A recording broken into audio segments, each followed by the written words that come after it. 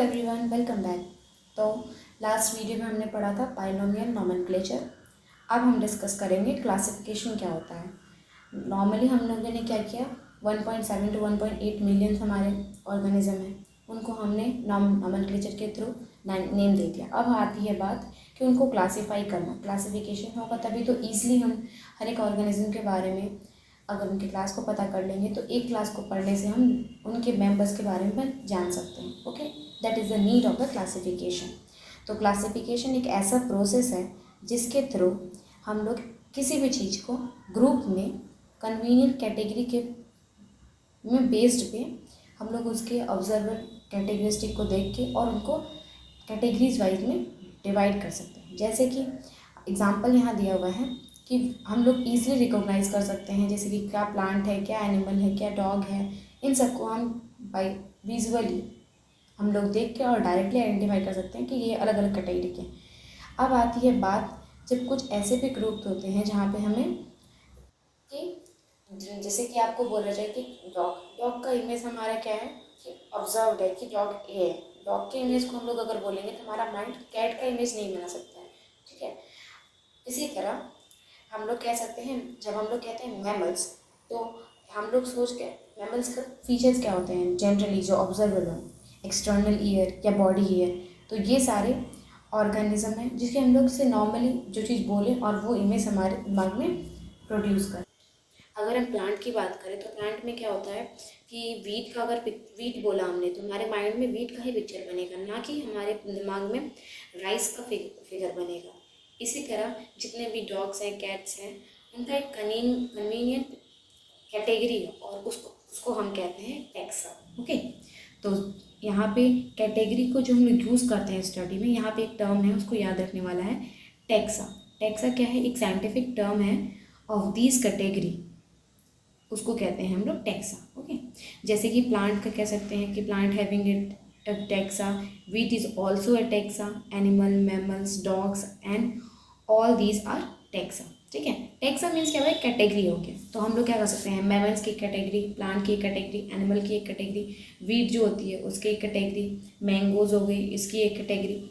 इसीलिए ये रिप्रेजेंट करते हैं, जो टैक्सा है वो रिप्रेजेंट करता है डिफरेंट लेवल को। यहाँ पे क्या है, जो कैरेक्टरिस्टिक के बेस पे जो क्लासिफिकेशन करते हैं वो होता है डिफरेंट टैक्सा में, और इसी प्रोसेस को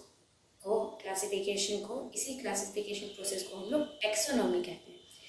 टैक्सोनॉमी के अंदर क्या होता है ये देखते हैं। अब जो एक्सटर्नल है, इंटरनल है स्ट्रक्चर्स, एक्सटर्नल मतलब जो बाहर से दिख रहा है, इंटरनल मतलब अंदर का जो भी स्ट्रक्चर है, उनके स्ट्रक्चर ऑफ सेल का स्ट्रक्चर कैसा है, डेवलपमेंट प्रोसेस क्या है, उसके बाद इकोलॉजिकल इंफॉर्मेशन ऑफ ऑर्गेनिज्म, ये एसेंशियल होते हैं to form the basis of modern taxonomical studies.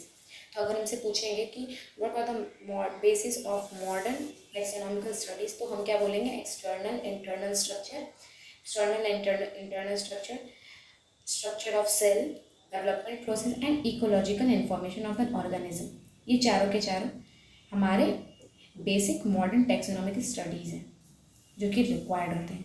इसीलिए characterization, identification, classification and nomenclature ये बेसिक प्रोसेस होते हैं टैक्सोनॉमी के। और हम अगर एक एनसीईआरटी के एग्जाम्पल में क्वेश्चन देखें तो उसमें ये क्वेश्चन का सीक्वेंस जरूर आता है कि what are the sequence for the taxonomy. तो फर्स्ट चीज़ क्या होता है, कैरेक्टराइजेशन, दूसरा होता है identification, then third is classification and fourth one is nomenclature. Okay, अब आता है टैक्सोनॉमी जो होता है, ये कुछ नया नहीं है। हम लोग ह्यूमन बीइंग जो होते हैं वो उसको बहुत पहले से इसको यूज़ कर रहे हैं। जैसे कि हम लोग बात करें कि कुछ बेसिक नीड्स होते हैं हमारे, फूड हो गए, शेल्टर हो गए और क्लॉथिंग हो गई, ये सारे के अलग अलग कैटेगरीज को हम लोग, ये हमारा जो क्लासिफिकेशन था वो था डिपेंड करता था यूज़ के बेसिस पे कि वेरियस ऑर्गेनिज्म, हमारा जो हम लोग जो हैं वो किस बेसिस पे यूज़ कर रहे हैं, खाने के लिए कर रहे हैं, रहने के लिए कर रहे हैं या फिर कपड़ों के लिए कर रहे हैं। ह्यूमन जो बींग्स हैं वो यूज़ कर रहे हैं और इसको हम लोग जानते तक नहीं है, फिर भी इनकी डाइवर्सिटीज़ को हम लोग यूज़ कर सकते हैं। ठीक है, अब एक आता है टर्म यहाँ पे सिस्टमेटिक्स, वैसा ब्रांच ऑफ स्टडी जो कि रेफर करता है रिलेशनशिप बिटवीन डिफरेंट ऑर्गेनिज्म और हमारे से क्या रिलेशंस है उसको सिस्टमेटिक्स कहते हैं। जो वर्ड है सिस्टमेटिक्स वो डिराइव किया गया है फ्रॉम लैटिन वर्ड जिसको सिस्टमा कहते हैं। इसका मतलब क्या होता है? Systematic arrangement of organism. जो कार्लोस लीनियस थे उन्होंने एक बुक लिखा था सिस्टेमा नेचुरी। ये एक टाइटल ऑफ इसका उनका पब्लिकेशन है। ये क्वेश्चंस आते हैं कि कार्लोस लीनियस का पब्लिकेशन जो था उसका नाम क्या है, तो सिस्टेमा नेचुरी। ठीक है। जो स्कोप होता है सिस्टमेटिक्स का वॉज लेट, इसको ये इंक्लूड क्या करता है? Identification, nomenclature and classification. इसीलिए सिस्टमेटिक का जो होता है सिस्टमेटिक्स ये अपने आप को अकाउंट करता है evolutionary relationship between organism. Thank you, bye.